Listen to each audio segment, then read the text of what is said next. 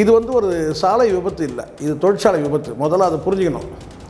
இது வந்து ஒரு தொழிற்சாலை விபத்துனும் போது தொழிற்சாலையில் வந்து பார்த்திங்கன்னா வந்து கவனக்குறைவு, அதாவது இந்த ஆய்வுகளில் வந்து கவனக்குறைவு இருந்தால் மட்டும்தான் இது போன்ற தொழிற்சாலை ஆய்வாளர்கள்லாம் வந்து பார்த்திங்கன்னா பேரளவுக்கு இருக்கிறாங்க. உள்ளபடியே வந்து அங்கே ஆய்வு செய்து சரியாக இருக்குதா இது வந்து பார்த்தீங்கன்னா இப்போ பார்த்தீங்கன்னா இப்போ இது போன்ற ஒரு பெரிய விபத்தில் வந்து ஒரு 10 பேர் செத்து போயிட்டாங்கன்னா உடனே அப்போ தான் வந்து என்ன சொல்கிறேன்னா எல்லோரும் முடிச்சுப்பான்.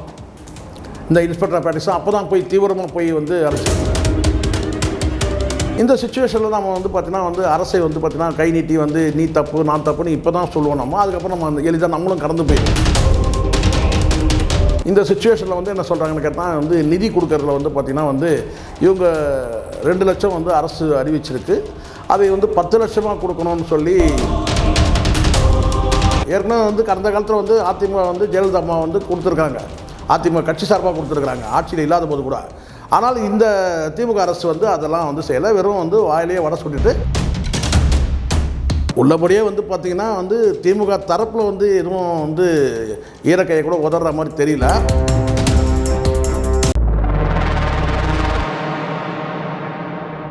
மெட்ராஸ் மெயில் நேயர்களுக்கு என் அன்பான வணக்கம். மிக துக்ககரமான செய்தி. திருவள்ளூர் மாவட்டம் பெரியபாளையம் அருகில் கன்னிகைப்பேர் என்கின்ற கிராமத்தில் இறால் பதப்படுத்தக்கூடிய ஒரு தொழிற்சாலையில் பணியாற்றக்கூடிய அந்த ஊழியர்கள் அமோனியா கேஸ் லீக் ஆனதில் பாதிக்கப்பட்டு சிகிச்சை பெற்று வந்த நிலையில் 5 பேர் மரணம் என்ற துக்ககரமான ஒரு செய்தி வந்து இன்றைக்கி வெளியாகிருக்கு. இறந்து போனவருடைய விவரங்கள் தெரிய வந்திருக்கு. அதில்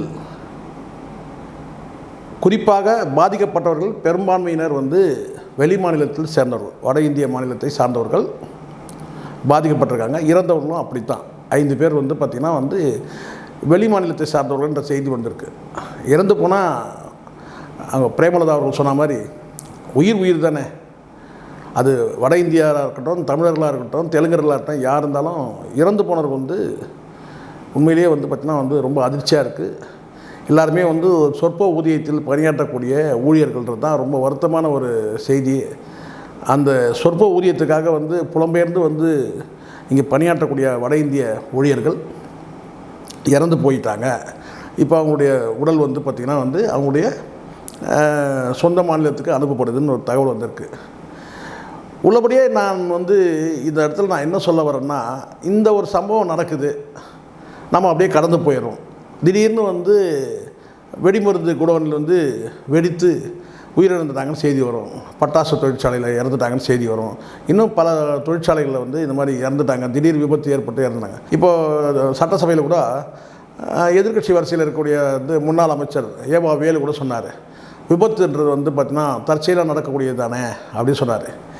இது வந்து ஒரு சாலை விபத்து இல்லை, இது தொழிற்சாலை விபத்து. முதல்ல அதை புரிஞ்சுக்கணும். இது வந்து ஒரு தொழிற்சாலை விபத்துனும் போது தொழிற்சாலையில் வந்து பார்த்திங்கன்னா வந்து கவனக்குறைவு, அதாவது இந்த ஆய்வுகளில் வந்து கவனக்குறைவு இருந்தால் மட்டும்தான் இது போன்ற ஆய்வுகள், இந்த மாதிரியான இந்த வாயு கசிவுலாம் நடக்கும். பொதுவாக தொழிற்சாலையில் வந்து நடக்கக்கூடிய விபத்துன்றது வந்து ஏதோ திடீர்னு வந்து பார்த்திங்கன்னா வந்து ஒரு ஃபயர் ஆகக்கூடியது இல்லை, திடீர்னு வந்து வெடிமருந்து கூட இந்த வெடிக்கிற விஷயம் கிடையாது. இது போன்ற இந்த வாயுக்களை பயன்படுத்த, அதாவது இந்த திடீர் ஆபத்தை விளைவிக்கக்கூடிய வாயுக்கள் இருக்கக்கூடிய அந்த டேங்கர்கள்லாம் முறையாக பரிசோதிக்கணும். இது சம்மந்தமாக வந்து கேட்டால் வந்து அந்த இன்ஸ்பெக்டர் ஆஃப் ஃபேக்ட்ரிஸ்னு ஒருத்தர் இருப்பாங்க, அதாவது தொழில் கூட ஆய்வாளர்கள் இருப்பாங்க. ஸோ தொழிற்சாலை ஆய்வாளர்கள் இவங்கெல்லாம் வந்து அந்த பீரியாடிக்கலாக போய் வந்து கரெக்டாக செக் பண்ணணும். அங்கே இருக்கிற ஏற்கனவே வந்து இருக்கக்கூடிய பணியாற்றக்கூடிய இடத்துல இருக்கக்கூடிய அந்த ஃபேக்ட்ரியிலே இருக்கக்கூடிய இதுக்குன்னு ஆப்ரேட்டர்கள் இருப்பாங்க. அவங்க முறையாக பயிற்சி பெற்றிருக்கணும். அந்த பயிற்சி அவங்க பெற்றாங்களா இல்லையான்றதை யார் பார்க்கணும்? இது வந்து தொழிற்சாலை ஆய்வாளர் தான் பார்க்கணும். ஆனால் இதெல்லாம் வந்து நடக்கிறது இல்லை. பொதுவாக இது போன்ற தொழிற்சாலையில் வந்து பார்த்திங்கன்னா இந்த மாதிரியான கேஸ், இந்த வாயுக்களுடைய அந்த டேங்க்லாம் வந்து பார்த்திங்கன்னா வந்து ஆப்ரேட் பண்ணக்கூடியவங்க வந்து முறையாக பயிற்சி பெற்றவங்க இருக்கணும். ஆனால் பெரும்பாலான வந்து தொழிற்சாலைகளில் வந்து பார்த்திங்கன்னா பயிற்சின்றது வந்து பார்த்திங்கன்னா வந்து எப்படி ப்ராக்டிக்கல் பயிற்சி தான். முறையான வந்து அதுக்கான வந்து எந்த படிப்பும் அறிவும் வந்து கல்வி அறிவுலாம் இல்லாமல் தொழில் பழகிற மாதிரி கேட்டால் அங்கேயே கொண்டு வந்து ஏற்கனவே இருக்கிற ஒரு ஆப்ரேட்டர் மூலமாக இவங்க வந்து அங்கே பயிற்சி பெறுவாங்க. அப்படி தான் பல தொழிற்சாலைகளில் வந்து இந்த ஆப்ரேட்டர்கள்லாம் அப்படி தான் இருக்கிறாங்க. ஏற்கனவே ஒருத்தர் இருப்பார், ட்ரெயின்டாக இருப்பார், அவர்கிட்ட வந்து பார்த்திங்கன்னா இவங்க வந்து அன்ட்ரெயின்டாக வருவாங்க. அதுக்கப்புறம் அவங்ககிட்ட முறையாக ஃபண்டமெண்டலான அந்த அடிப்படை பயிற்சி இருக்கு பாருங்க, அதெல்லாம் இருக்காது. Only practical. அப்படி இருக்கும்போது இது போன்ற கேஸ் லீக்கான சூழ்நிலையில் என்ன செய்கிறது, இது எப்படி வந்து பார்த்திங்கன்னா அந்த கேஸ் லீக்கேஜ் இருக்குதுன்றதை எப்படி வந்து அதை தெரிஞ்சுக்கிறது, அது முறையான வந்து பயிற்சி இல்லாத நபர்கள் இருக்கிறதுனால தான் இந்த மாதிரியான இருக்குது ஒன்று. ரெண்டாவது வந்து அங்கே வந்து தொழிற்சாலை ஆய்வு செய்யக்கூடிய வந்து அந்த ஆய்வாளர்கள் கூட பார்த்திங்கன்னா இந்த முறையான அந்த பீரியாடிக்கல் பண்ணாமல் காசை வாங்கிக்கிட்டு கண்டுக்காமல் போயிடுவானுங்க.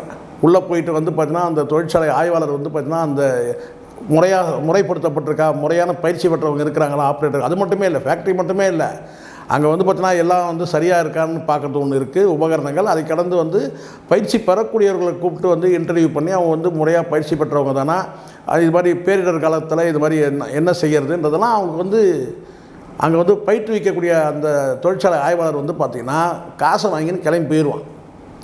பல தொழிற்சாலை சொல்ல முடியும். தொழிற்சாலை ஆய்வாளர்கள்லாம் வந்து பார்த்தோன்னா பேரளவுக்கு இருக்கிறாங்க. உள்ளபடியே வந்து அங்கே ஆய்வு செய்து சரியாக இருக்குதா இது வந்து பார்த்தீங்கன்னா இப்போ பார்த்தீங்கன்னா இப்போ இது போன்ற ஒரு பெரிய விபத்தில் வந்து ஒரு 10 பேர் செத்து போயிட்டாங்கன்னா உடனே அப்போ தான் வந்து என்ன சொல்கிறேன்னா எல்லோரும் முடிச்சுப்பான். இந்த இன்ஸ்பெக்டர் ஆஃப் ஃபேக்ட்ரிஸ் அப்போ தான் போய் தீவிரமாக போய் வந்து அரைச்சிது. பெரும்பாலான இந்த இன்ஸ்பெக்டர் ஆஃப் ஃபேக்ட்ரிஸ் அத்தனை பேரும் வந்து பார்த்திங்கன்னா அந்த காசு வாங்கிக்கிட்டு முறையாக வந்து ஆய்வு செய்ய மாட்டான். எனக்கு தெரியும். ஏன்னா நான் வந்து ஒரு தொழிற்சாலையில் நான் பணியாற்றி இருக்கிறதுனால எனக்கு தெரியும். அதுவும் அரசு துறையில் கிட்டத்தட்ட ஒரு 17 ஆண்டு காலம் நான் வந்து பணியில் இருந்ததுனால எனக்கு தெரியும். இந்த இன்ஸ்பெக்டர் ஆஃப் ஃபேக்ட்ரிஸ்லாம் வந்து பார்த்தீங்கன்னா காசை வாங்கிட்டு வந்து பார்த்தீங்கன்னா வந்து முறையாக ஆய்வு செய்ய மாட்டேன். நான் இது பகிரங்கமாக குற்றச்சாட்டவே நான் சொல்கிறேன். இவனுங்க லட்சணம் இவ்வளோ தான். அதிகாரிகளுக்கே முறையான அந்த பயிற்சி இருக்கான்னு தெரியாது. ஏன்னா இன்றைக்கி வரக்கூடிய அத்தனையுமே வந்து ஒரு லேட்டஸ்ட்டு எக்யூப்மெண்ட்டுங்க. இன்றைக்கி வரக்கூடிய அத்தனை தொழிற்சாலையும் நான் சொல்கிறேன், எக்யூப்மெண்ட் எல்லாமே வந்து பார்த்திங்கன்னா ரொம்ப நவீனமயமானது, ரொம்ப டெக்னாலஜி நிறைந்தது. இதுக்கெல்லாம் ஆய்வு செய்கிறதுக்கே வந்து ஆய்வாளருக்கே தெரியாது இதை எப்படி ஆப்ரேட் பண்ணுறது. அங்கே உள்ள வந்து அங்கே இருக்கிற அந்த ஃபேக்ட்ரிக்குள்ளே போயிட்டு அங்கே இருக்கிற பயிற்சியாளர்கள்ட்ட அங்கே இருக்கிற வந்து ஏற்கனவே வந்து ஆப்ரேட் பண்ணக்கூடிய ஊழியர்கள்ட்ட கேட்டு தான் வந்து அவரே தெரிஞ்சுக்கிற நிலைமையில் இருப்பார். இதான் உண்மை, சத்தியமான உண்மை. இதுதான் என்னென்னா இன்றைக்கி இருக்கிற நவீன தொழிற்சாலைகளில் நவீன கருவிகள் வந்து எப்படி செயல்படுதுன்றதே இந்த இன்ஸ்பெக்டர் ஆஃப் ஃபேக்ட்ரிஸுக்கு தெரியாது, அந்த தொழிற்சாலை ஆய்வாளருக்கு தெரியாது. இதுதான் உண்மை. அப்போது இது போன்ற குற்றங்கள் வந்து பார்த்திங்கன்னா இது போன்ற இந்த தொழிற்சாலையை போய் ஆய்வு செய்யும் போது பார்த்திங்கன்னா அங்கே வந்து போகணும், பேரளவுக்கு ஒரு ஃபார்மாலிட்டிக்கு சும்மா விசிட் பண்ணிவிட்டு இந்த காவால் தண்ணி போதா, இது என்ன இங்கே குப்பை இங்கே இருக்குது அங்கே இருக்குது, இதை மட்டும் கேட்டுட்டு இவங்க விலகி போயிடுவாங்க. அப்போ குறிப்பிட்ட ஒரு இது போன்ற இறால் பதப்படுத்தக்கூடிய தொழிற்சாலையில் இது போன்ற வந்து பார்த்திங்கன்னா வந்து அபாயகரமான வந்து இந்த கேஸ்கள் பயன்படுத்தக்கூடிய வாயுக்களை பயன்படுத்தக்கூடிய இந்த தொழிற்சாலையில் வந்து ஆய்வு செய்யக்கூடிய அளவுக்கு அங்கே தகுதியான நபர் இருக்கிறாங்களா அந்த தொழிற்சாலை ஆய்வாளர்னா மிகப்பெரிய கேள்விக்குறி. இதை அந்த இடத்துல நம்ம பதிவு பண்ணோம். ஒன்று சரி, அங்கே பணியாற்றக்கூடிய ஊழியர்களுக்கு வந்து பார்த்திங்கன்னா வந்து முறையான பயிற்சி இருக்கான்னு கேட்டால் ஏற்கனவே வந்து பார்த்திங்கன்னா பணியாற்றி இருக்கிற அந்த ஆப்ரேட்டர்கள்கிட்ட வந்து அடுத்து வரக்கூடிய நபர்கள் வந்து ஒரு பயிற்சியாளராக இருந்து அவர் ரிலீவ் ஆகி போயிட்டார்னா இவங்க அதை செய்வாங்க. இப்படி தான் வந்து இந்த பல தொழிற்சாலைகளில் வந்து அப்படி தான் இருக்குது.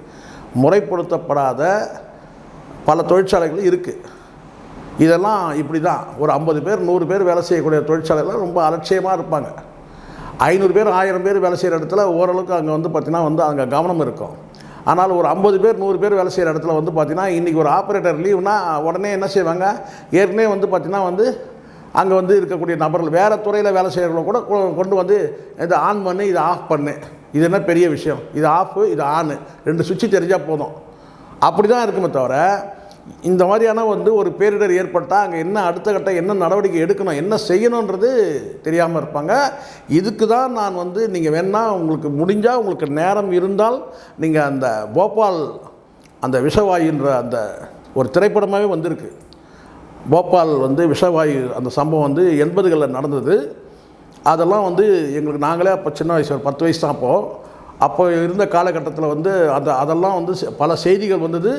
இன்னும் கூட அந்த பாதிப்பு வந்து மீளாமல் இருக்கிறாங்க. போபால் அந்த விஷவாயு அந்த இருக்கு இல்லையா, அந்த சம்பவம் வந்து பாதிக்கப்பட்ட மக்கள் இன்னும் கூட வந்து பார்த்திங்கன்னா வந்து அந்த பாதிப்புலேருந்து மீளாமல் இருக்கிறாங்க. இதுக்கு நீங்கள் தெரியணுன்னா நீங்கள் நெட்டில் போயிட்டு போபால் விஷவாயு கசிவுன்ற அந்த இது தட்டினீங்கன்னா போதும், பல டீட்டெயில் ஒரு படமே வெளியே வந்திருக்கு. ஸோ அதனால் அதை பார்த்தீங்கன்னா தெரியும் உங்களுக்கு வந்து பார்த்தீங்கன்னா எப்படிப்பட்ட ஒரு கொடூரம் நடந்திருக்கு, எப்படிப்பட்ட ஒரு கவனக்குறைவுன்றது பாருங்கள். ஒன்றுமே இல்லை, ரொம்ப சிம்பிள். நான் இப்போ உங்களுக்கு சொல்லிடுறேன், ஏன்னா உங்களுக்கு நேரம் இருக்காது, அதெல்லாம் நீங்கள் போய் பார்க்க மாட்டீங்க.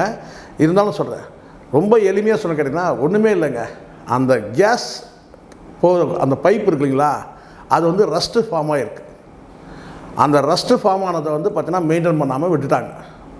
அதுதான் அதில் தான் வந்து பார்த்தீங்கன்னா இந்த போபால் அந்த விஷவாயு வந்து கசிவுக்கு காரணமே வந்து பார்த்திங்கன்னா வந்து மிகப்பெரிய தேசிய பேரிடர் அது. அதில் வந்து பார்த்திங்கன்னா உங்களுக்கு அந்த லீக்கேஜ் அதில் தான் அந்த ரஸ்ட்டு ஃபார்ம் ஆகிருக்கும், அந்த குழாய் அதில் தான் லீக்கேஜ் ஆச்சு. ஸோ வந்து போபால் விஷவாயுன்றது இன்றைக்கும் வந்து பரவலாக பேசப்படுது. அதனால் இது போன்ற இருக்குது. இந்த சுச்சுவேஷனில் நம்ம வந்து பார்த்திங்கன்னா வந்து அரசை வந்து பார்த்திங்கன்னா கை நீட்டி வந்து நீ தப்பு நான் தப்புன்னு இப்போ தான் சொல்லுவோம் நம்ம. அதுக்கப்புறம் நம்ம அந்த எளிதாக நம்மளும் கடந்து போயிடுவோம்.